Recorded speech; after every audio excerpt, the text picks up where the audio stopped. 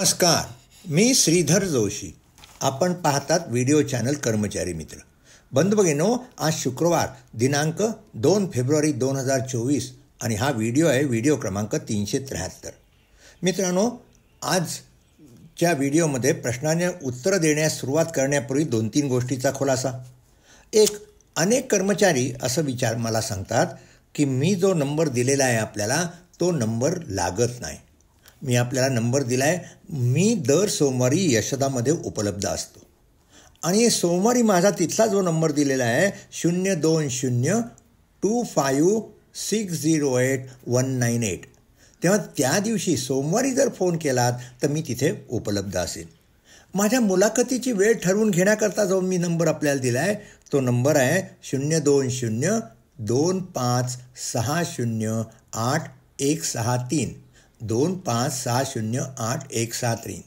हा नंबर आहे वर्षा सावरखंडे म्हणून ह्या यशदाच्या महासंचालकांच्या स्वीय सहाय्यक आहेत आणि त्यामुळे यशदा जेव्हा कार्यालयीन वेळेतच या वर्षा सावरखंडे उपस्थित असतात.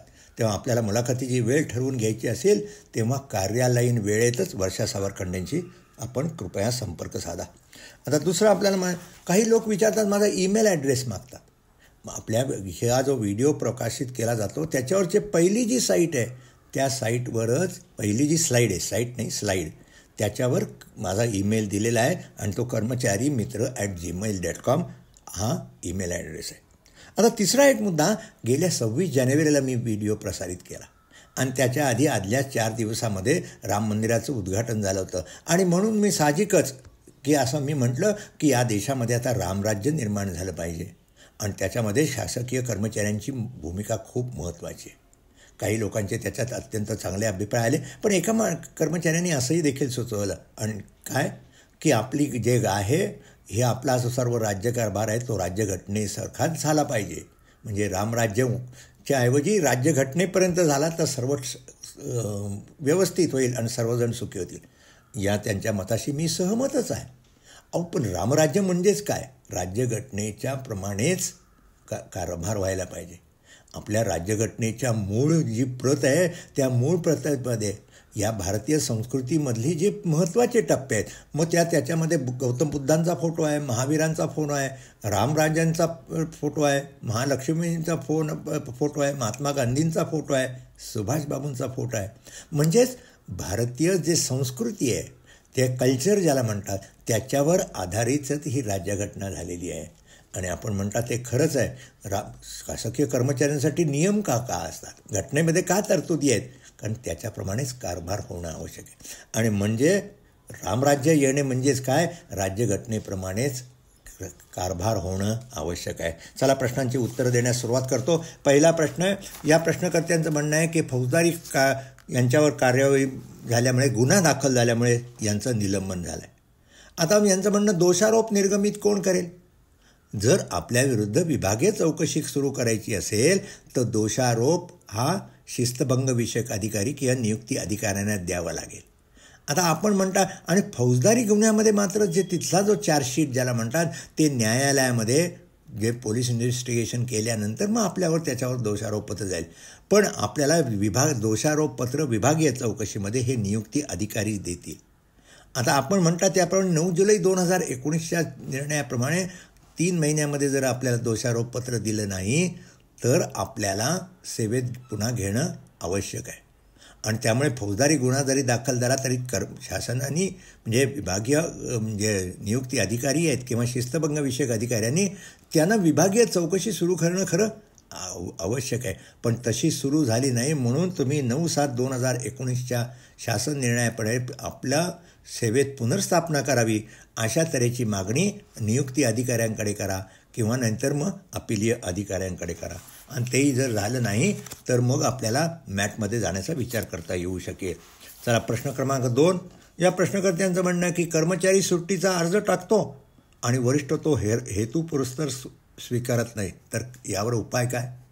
तर या कर्मचाऱ्याला मी सांगेन की आपण नेहमी नियमामध्ये काय, आपल्याला रजा असेल ती शक्यतो आपण मंजूर करून घ्यायची असते. आता काही अपर्याय कारणामुळे मंजूर करून घेता येत नाही ही गोष्ट मला मान्य आहे, पण ती बाब आपण ताबडतोब आपल्या अधिकाऱ्यांना, जिथे आपण ज्या कार्यालयात काम करतात तिथे सांगितली पाहिजे.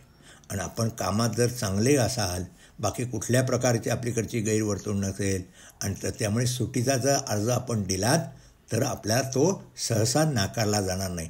पण रजा घेणं हा काय आपला कायदेशीर हक्क नाही.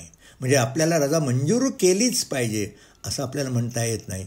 पण सर्वसाधारणपणे जर ज्याला योग्य कारणं असतील तर आपली रजा मंजूर केली जाईलच. मुद्दामून कोणी नामंजूर करणार नाही. अशा ठिकाणी जर हेतू पुरस्कार कोणी करत असेल तर त्यांच्या वरिष्ठांकडे आपण तक्रार करू शकता. पुढचा प्रश्न फार महत्त्वाचा आहे. काय प्रश्न आहे पहा. यांचं म्हणणं आहे की यांची नियुक्ती अनुकंपा तत्वावर झालेली आहे आणि नियुक्ती झाली 16 सप्टेंबर 2000ला झाली. आता ह्यांना नंतर लक्षात आलं शासनाच्या की तिसरे अपत्य असल्यामुळं यांची जी आहे यांची सेवा जी त्यांनी 25 ऑक्टोबर 2021ला यांना कामावरून बडतर्फ केला आहे. आता यांचं म्हणणं आहे की आता यांनी कळवलेलं नाही यांना तिसरं अपत्य केव्हा झालं. पण तो जरी प्रश्न असला तरी लहान कुटुंबाचे प्रतिज्ञापन हे जे नियम आहेत हे 28/3/2005ला लागू झालेले आहेत.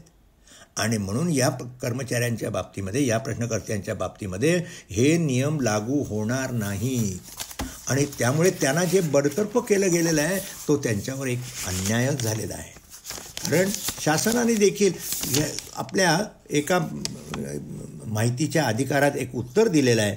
त्या उत्तरामध्ये त्यांनी स्पष्ट केलेलं आहे की ज्यांची नोकरी ज्यांची सेवेमध्ये 28/3/2005 पूर्वी ज्याने सेवेत आलेले आहेत त्यांना ही अधिसूचना लागू होत नाहीत. आपण जरी अनुकंपा तत्वावरील लागू असलात तर अनुकंपा तत्वावरील लहान कुटुंबाचं प्रतिज्ञापन ही जी नियम आहेत ते सुद्धा 2001मध्ये आलेले आहेत. म्हणजे आपल्या नेमणुकीनंतर लागून आलेले आहेत. आणि त्यामुळे तुमच्यावर एक मोठा अन्याय झालेला दिसतो आहे सकृतदर्शनी. अर्थात हे करण्यापूर्वी आपल्याला काही नोटीस दिली होती का, आपल्यावर विभागीय चौकशी केली होती का, आणि त्याच्यावर आपल्याला शिक्षा दिल्यावर आपण अपील काही केलं होता का, याचा खुलासा आपल्या प्रश्नामध्ये केलेला नाही. तो खुलासा आपण करा. पण आपल्यावर जो अन्याय झालेला आहे त्याच्या मुक्तता करायची असेल तर आपल्याला जरूर तर मॅटमध्ये देखील जावं लागेल. अर्थात मॅटमध्ये गेल्यानंतर जर बडतर्फीची शिक्षा 2021ला झाली आणि त्यामुळे आपल्याला माहिती आहे 1 वर्षाच्या आत आपल्याला अपील मॅटमध्ये जाता येतं. थोडा जर विलंब झाला तर विलंब क्षमापित करण्यासाठी आपण अर्ज करा. आणि हो, शासनाने जे उत्तर दिलेलं आहे की जे 28/3/2005 पूर्वी लागलेले आहेत त्यांना 28/3/2005ची जी अधिसूचना ती लागू होत नाही असं जे शासनाने स्पष्ट केलेलं आहे ते पत्र जे आहे ते पत्र मी व्हिडिओ क्रमांक 328चा एक व्हिडिओ आहे त्या व्हिडिओच्या 328 बरोबर त्या डिस्क्रिप्शन बॉक्समध्ये त्याची मी लिंक दिलेली आहे. त्या लिंकच्या आधारे आपण ते पत्र काढून पहा म्हणजे आपल्याला अधिक आपल्या प्रश्नाचा खुलासा मिळू शकेल. चला पुढच्या प्रश्नात प्रश्न क्रमांक 4. निलंबन काळात हजेरीपटावर रोज सही करण्याकरता बोलावणे याबाबत GR आहे का. तर या प्रश्नकर्त्यांनी ज्या प्रश्न विचारला आहे तो प्रश्न 372चा जो व्हिडिओ म्हणजे गेल्या शुक्रवारचा जो व्हिडिओ केला त्या व्हिडिओच्या प्रश्नोत्तरानंतरच हा प्रश्न विचारला आहे. आणि या प्रश्नकर्त्यांना मी एवढे सांगेन की या 372च्या व्हिडिओसोबतच शासनाने वारंवार विचारलेल्या प्रश्नामध्ये याबाबतीत जो खुलासा केलेला आहे त्याचाच तो खुलासा Google ड्राईव्हवर अपलोड करून त्याची लिंक व्हिडिओ क्रमांक 372 बरोबर दिलेली आहे. तर त्या लिंकच्या आधारे मी जो शासनाने खुलासा केला आहे तो प्राप्त करून घ्या आणि मग ज्यांनी आपल्याला निलंबन केलेलं आहे त्या नियुक्ती अधिकाऱ्यांना तो खुलासा दाखवा. म्हणजे मग हजेरीपटावर बोलून आपल्याला सही करण्यास ते सक्ती करणार नाहीत. पुढच्या प्रश्न क्रमांक 5. वेतनवाढ मंजूर करण्यासाठी गोपनीय अहवाल पाहावा लागतो का. गोपनीय अहवाल पाहावा लागत नाही. ही वार्षिक जी वेतनवाढ आहे ती सरसकट देणं आवश्यक आहे. जोपर्यंत वेतनवाढ रोखली जात नाही, थांबवली जात नाही तर as a matter of course वेतनवाढ दिली पाहिजे. त्यामुळे वेतनवाढ देण्यासाठी गोपनीय अहवाल योग्य आहे किंवा नाही हे पाहण्याची जरूर नाही. तो किंबहुना तसं पाहूच नये. तसं पाहायला जात असेल तर ते चुकीचं आहे. चला पुढचा प्रश्न क्रमांक 6. या प्रश्नकर्त्यांचं म्हणणं आहे की यांच्यावर फौजदारी गुन्हा झाला, 8 तासात त्यांना जामीन मिळाला तरी प्रशासकाने निलंबित केलं आहे, योग्य का आहे का. तर मी आपल्याला सांगितलं की एखाद्या ठिकाणी एखादा फौजदारी गुन्हा दाखल झाला आपल्याला त्याच्यात जामीन मिळाला म्हणजे काय, आपल्याला फक्त तुरुंगात ठेवलं गेलेलं नाही, तुरुंगाच्या बाहेर ठेवण्याची मुक्तता झालेली आहे. पण आपल्यावर जो गुन्हा दाखल झालेला आहे तो गंभीरच आहे. ही बाब आहे. एखाद्या शासकीय कर्मचाऱ्याविरुद्ध गुन्हा दाखल होणं ही गंभीर बाब आहे. आणि असा जर फौजदारी गुन्हा दाखल झाला असेल तर महाराष्ट्र नागरी सेवा शिस्त अपील नियम 4च्या 1 जो भाग आहे त्याच्यामध्ये त्याच्या अन्वये आपल्याला निलंबित करता येतं. आणि त्यामुळे आपल्याला जे निलंबित केलं त्याच्यामध्ये काही चूक झालेली नाही. अर्थात आपण जे म्हणताय की नियम 3 खाली केला आहे, आता नियम 3 काय म्हटलं आहे आपण पहा. कदाचित वर्तणूक नियम 3 कदाचित म्हटलं असेल, पण आपल्याला जे निलंबन करणं आवश्यक आहे ते नागरी सेवा नियम 4 खालीच नियम जो आहे त्याच्याखालीच केलं जाते. आता आपल्याला पहिल्यांदा जे निलंब केलं आपण तो निलंबनाचा आदेश पाठवलात तर मी आपल्याला अधिक खुलासा करू शकेन. म्हणजे जर कदाचित सुरुवातीला आपल्याला 48 तासाच्या वर आपल्याला त्यावेळेस जर तुरुंगात ठेवलं गेलं असेल तर मानवी निलंबनाखाली कदाचित आपल्याला केलं असेल. आणि म्हणूनच कुठल्या नियमाखाली केलेलं आहे हेच मला स्पष्ट करण्याकरता निलंबनाचा आदेश मला पाठवा. पुढचा प्रश्नाकडे या प्रश्नकर्त्यांचं म्हणणं आहे, अनुकंपा नियुक्तीसाठी रिक्त पदाच्या किंवा रिक्त होणाऱ्या पदाच्या 20% पदे निश्चित करावी किंवा काय. आता या बाबतीत थोडासा शासन निर्णयामध्ये संदिग्धता आहे. पण शासनाने त्या निर्णयामध्ये म्हटलं की अनुकंपा तत्वावरील किती नियुक्ती पदं द्यायची असतात, तर जी पदं भरली जी जातात दरवर्षी जी रिकामी होतात त्यातली 20% पदं जी असतात ती आपल्याला अनुकंपा नियुक्तीसाठी वापरली जाऊ शकतात. आता पण जरी संदिग्धता असेल तरी ह्यावरून हे स्पष्ट आहे की एखाद्या वर्षीची पदं भरली गेलेली नसतील तर ती पदं आणि पुढच्या वर्षी होणारी रिक्त पदं अशी दोन्ही पदं घेऊन त्याच्या 20% पदावर अनुकंपा तत्वावरील नियुक्ती देता येत नाही असा त्याचा सरळ अर्थ आहे. अर्थात आपल्याला माहिती आहे की गट कच्या पदावरची जी अनुकंपा नियुक्तीसाठी जी पदं असतात त्यातली 20% पदं आपल्याला गट 4 मधल्या पदांसाठी सुद्धा राखीव ठेवली जातात. पण ती वगळून राहिलेली जी पदं रिकामी असतात त्याच्या 20% पदं अनुकंपा तत्वावरील नियुक्तीसाठी दे आहेत असा सर्वसाधारण अर्थ शासन निर्णयामध्ये निवडू शकतो. पण या बाबतीत आपण शासनाकडे जर संपर्क केला ते अधिक योग्य होईल. मी देखील शासनाला लिहून यासंबंधीचा खुलासा करावा अशी विनंती शासनास करीन.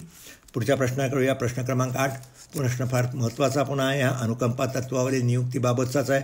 यांचं म्हणणं आहे 2016ला एक कर्मचारी दिवंगत झाला.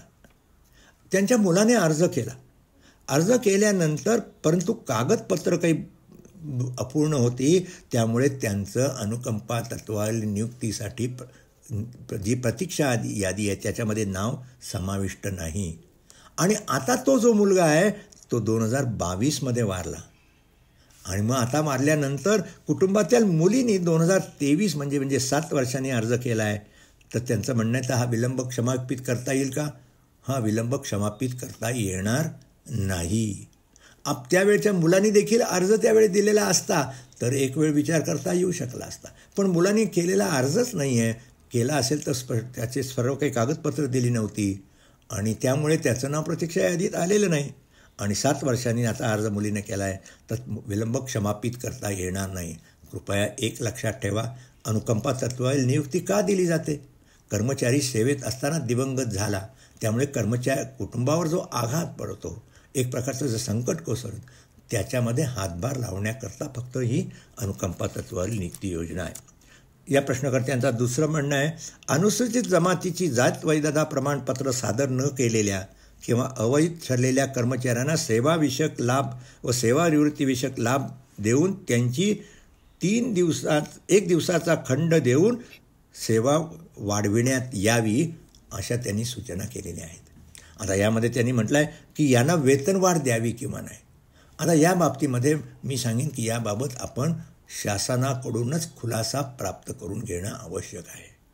कारण 1 दिवसाचा सेवा खंड करून सेवा वाढवण्यात आहे म्हणजे पूर्वीची जी सेवा जर कंटिन्युअस असेल तर त्यांना वेतनवाढ दे राहील. परंतु या बाबतीमध्ये शासनाकडून स्पष्ट सूचना आल्याशिवाय आपण वेतनवाढ देऊ नका असा माझा आपल्याला सल्ला राहील. पुढच्या प्रश्नाकडे वळूया. कर्मचारी वैद्यकीय कारणास्तव गैरहजर होता. त्यांनी कार्यालय कळवलं की वैद्यकीय मंडळाकडे तपासणी असताना त्यांच्याविरुद्ध विभागीय चौकशी सुरू झाली आता यांचं असं म्हणणं की विभागीय जी चौकशी आहे ती त्यांची वैद्यकीय तपासणी सुरू असताना विभागीय चौकशी सुरू करता येते का? निश्चित करता येते. आपण पहिल्यांदा जेव्हा गेलात रजेवर तेव्हा कुठलंही आपण वैद्यकीय प्रमाणपत्र दिलं नाहीत, नुसता गैरहजर राहिलात. आणि गैरहजर कुठल्या प्रकारचा अर्ज नाही देता गैरहजर राहणं ही एक प्रकारची गंभीर स्वरूपाची गैरवर्तणूकच आहे. आणि म्हणून आपल्याविरुद्ध जी विभागीय चौकशी सुरू केली आहे त्यात काहीही गैर नाही. आपला दुसरा प्रश्न त्याच्यामध्ये आहे की विभागीय चौकशी दोषाव्यतिरिक्त अन्य प्रश्न किंवा दोषारोपपत्र चौकशी दरम्यान वाढवू शकतात का? चौकशी दरम्यान दोषारोप वाढवू शकतात, पण दोषारोप आपल्याला तो कळवला पाहिजे आणि त्याच्यावर आपलं म्हणणं मांडण्याची पुरेशी संधी आपल्याला देणं आवश्यक आहे. किंबहुना मी आपल्याला म्हणेन की जर शिस्तभंगविषयक अधिकाऱ्याने जर दोषारोप वाढवला तर कमीत कमी आपल्याला तो कळवला पाहिजे. कमीत कमी 3 दिवस त्याच्यावर आपल्याला वेळ देऊन मग त्याच्यावर आपलं म्हणणं ऐकून घेतलं पाहिजे चौकशी अधिकाऱ्याने देखील, आणि मग करता येईल. पण आपल्याकडे महाराष्ट्र नागरी सेवा शिस्त अपील नियम 826 अशी तरतूद आहे किंवा चौकशी अधिकाऱ्याला देखील एखादा दोषारोप जर आपल्याला जे दिलेले आहेत त्याच्या व्यतिरिक्त एखादा दोषारोप सिद्ध होत असेल तर त्याच्यावरचा देखील निष्कर्ष चौकशी अधिकाऱ्याला देता येतो. आणि फक्त त्याच्या करण्याकरता चौकशी अधिकाऱ्यांनी कर्मचाऱ्याला त्या दोषारोपांच्या बाबतीमध्ये कर्मचाऱ्याचं म्हणणं मांडण्याची संधी त्याला देणं आवश्यक आहे. चला पुढच्या प्रश्न क्रमांक 10.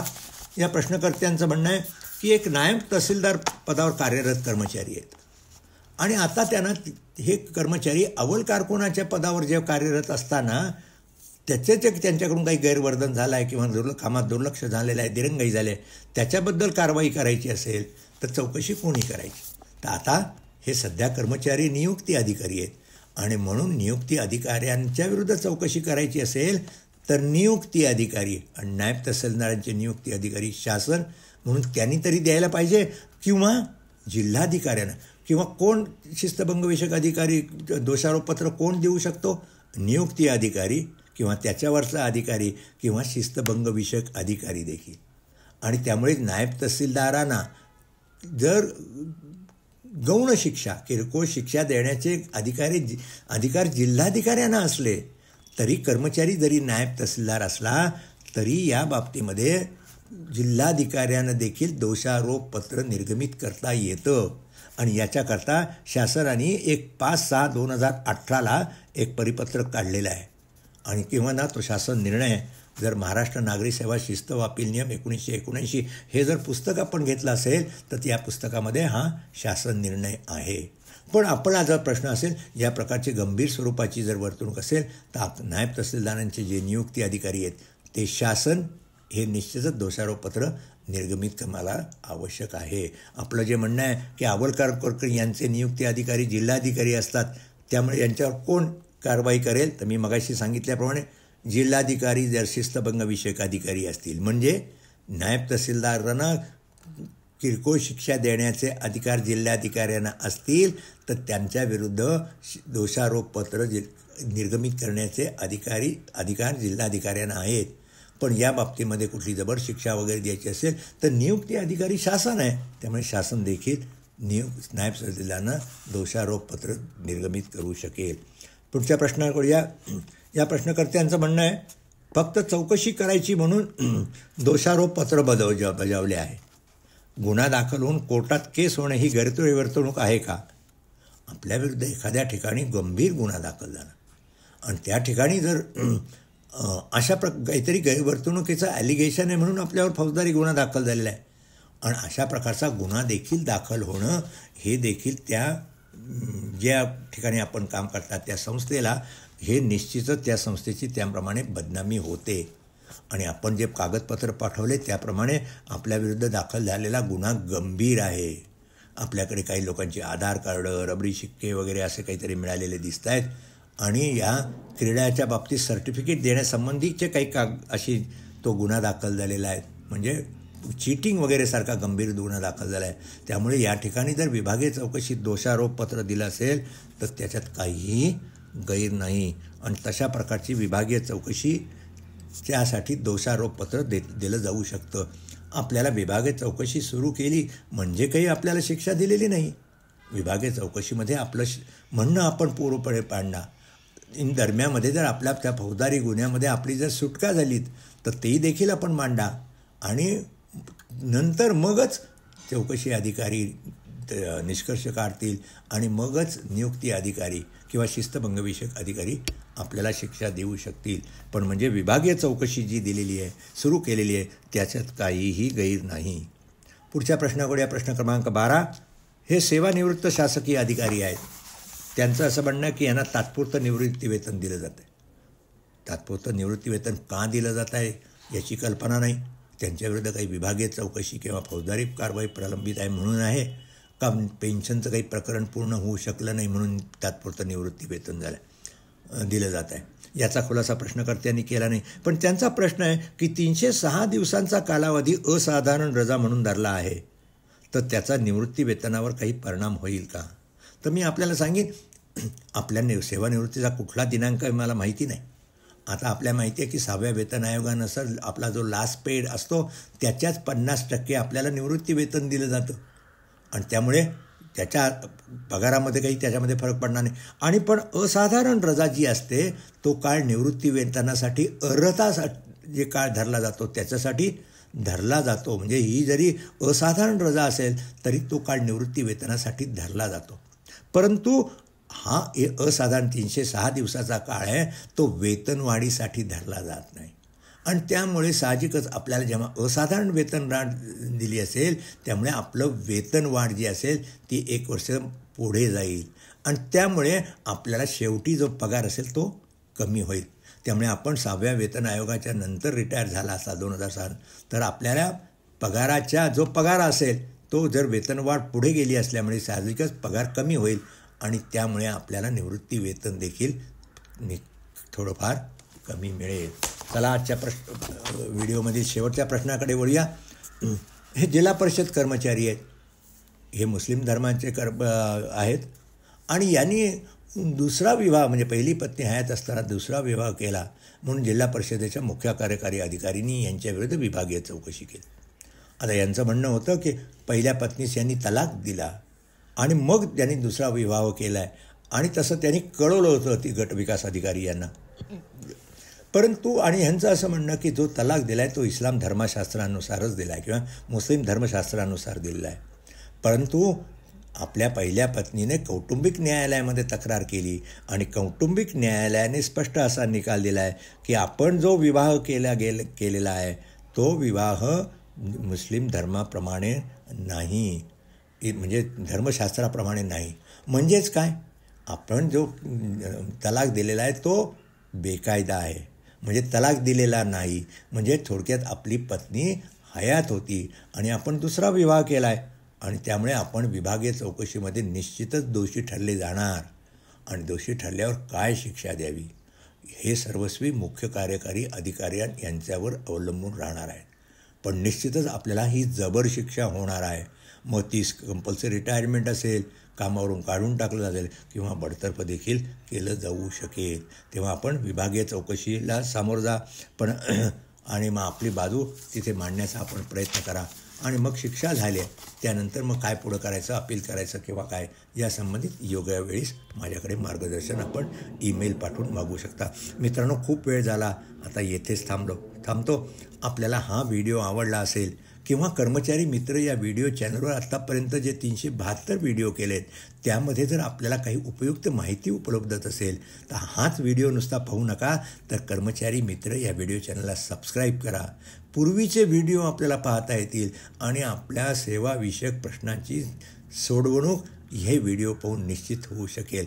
मी आता येथेच थांबतो. पुन्हा आपण भेटणार आहोत पुढच्या शुक्रवारी आणि नेहमीप्रमाणे शुक्रवारच्या व्हिडिओचा विषय असणार आहे तुमचे प्रश्न आणि आमची उत्तरे. आणि हो, त्यापूर्वी देखील पुढच्या आठवड्यात काही शॉर्ट म्हणजे एका मिनिटाचे जे व्हिडिओ असतात ते देखील मी निश्चित करीन. आता येथेच थांबतो. पुन्हा भेटूया पुढच्या आठवड्यात. नमस्कार.